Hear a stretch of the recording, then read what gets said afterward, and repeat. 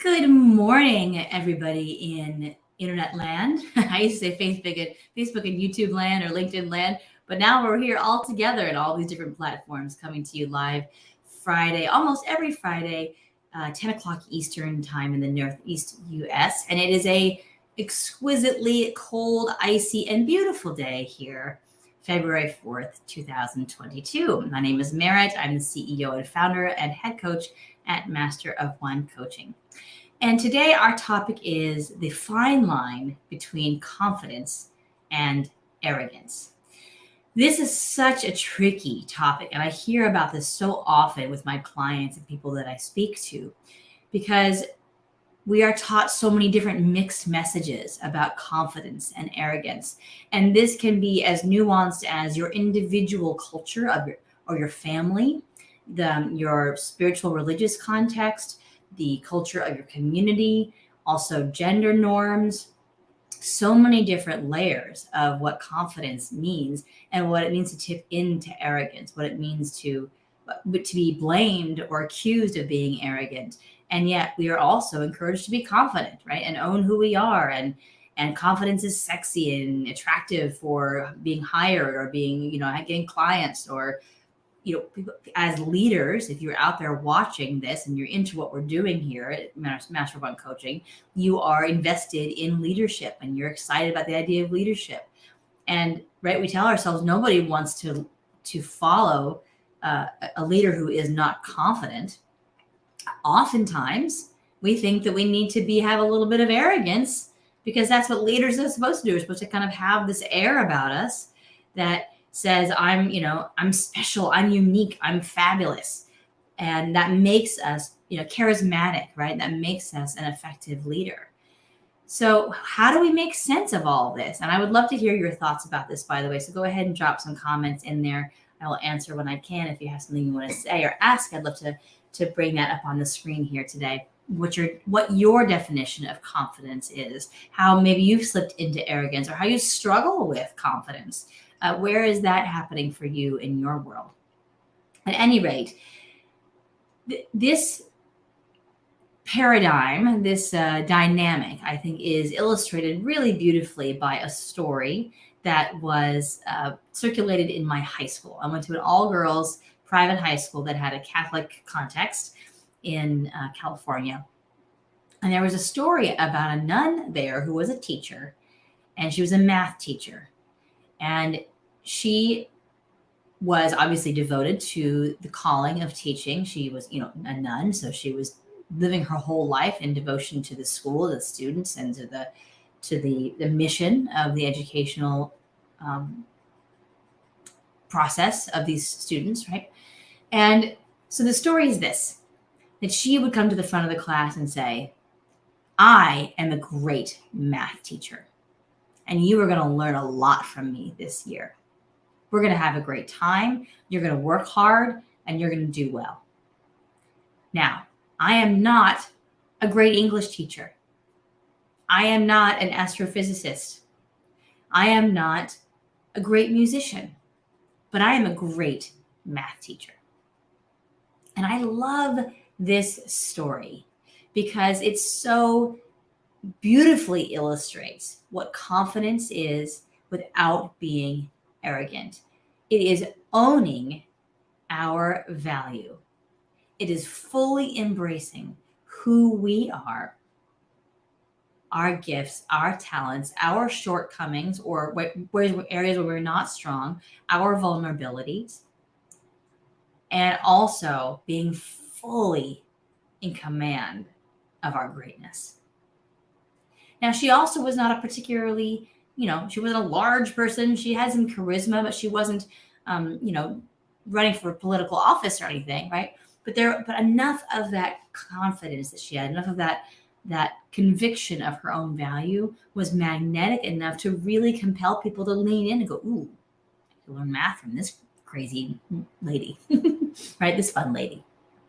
So where in your life do you see the possibility and the opportunity to own your value? Owning your value is not arrogant. Now, arrogance, simply put, is believing that we're better than other people. Not that we have more skills or talents or gifts than other people in certain areas, but that we're just better, right? And typically, psychologically speaking, arrogance is indicative of some other shortcoming.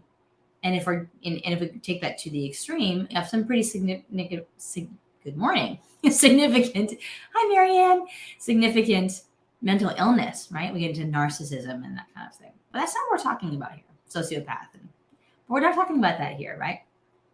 We're talking about just this struggle between, well, if I own who I am, if I own my value, if I say that I'm better than you at math, does that make me arrogant? Well, no, it might just be true. Now, if I'm a jerk about it and I say, well, you suck at math and I'm better and that makes me a better person, yeah, that's arrogance for sure. But confidence also comes with humility.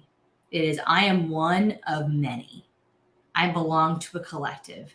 And my contribution to this collective has to do with how I align and activate my gifts. So this is particularly true also in my clients who are social entrepreneurs, right? People who are really focused on giving back to the world, having that triple bottom line, that people, planet, profit bottom line. Because we have big visions. We have big dreams of contributing and we think, oh, I can do this thing, right? That tends to do a couple of things, right? People either go, ooh, I love that vision you had. That is so exciting. That is so inspiring. Let me help you. Let me support you. Let me follow you or collaborate with you or come together with you on a team about that. How can I be a part of that, right? That's one response. Another response might be, who the hell do you think you are? You can do all that stuff. And I wonder how many people out there who had a big dream and voiced it, heard that at some point in their journey. Who the hell do you think you are? Why do you think you can be that? Why do you think you can be so special? Why do you think you can do that? Who are you to dream that big or to have that big goal, right? So I'm going to remind you all, if you've heard that before, or if you haven't heard it before, you haven't heard this before, that is always about the people who are speaking. It's not about you. It's not about you. It's about their discomfort with your expansion, with your growth. Now, again, to own our growth as contribution can be confidence, it can be passion, it can be inspiration, it can be drive. As soon as we start saying we're better than other people, then it tips into arrogance. And this is a very tricky balance for founders in particular, and I'll tell you why. As founders, we must, in order to succeed, have that singular focus, right? This project that I have, this dream that I have, I've got to make it happen. It's in my head, it's my vision. I've got to be the one to articulate it and bring it to life.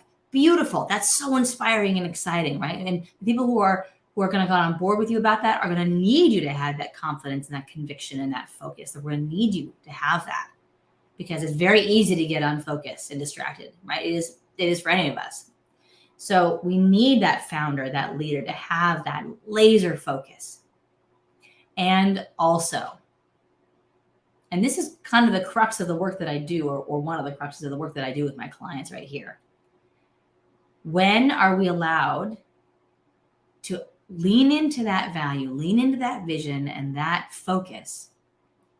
And when do we need to step back, breathe a little bit, and allow other people to come in and support us?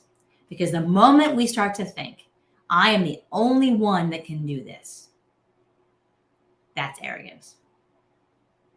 And that is the downfall of so many founders. It becomes about the personality, the cult of personality of the founder, of their vision and their brilliance.